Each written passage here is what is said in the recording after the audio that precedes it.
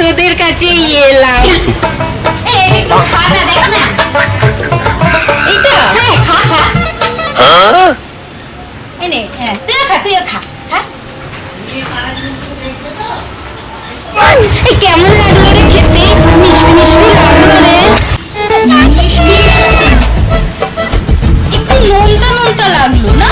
হ্যাঁ মিষ্টি তো লাগলো না। কেন, কি হয়েছে? আরে বলিস না, ডাক্তার দেখাতে গেছিলাম, ডাক্তার বলেছে আমার ইউরিন টেস্ট করতে, সুগার হয়েছে।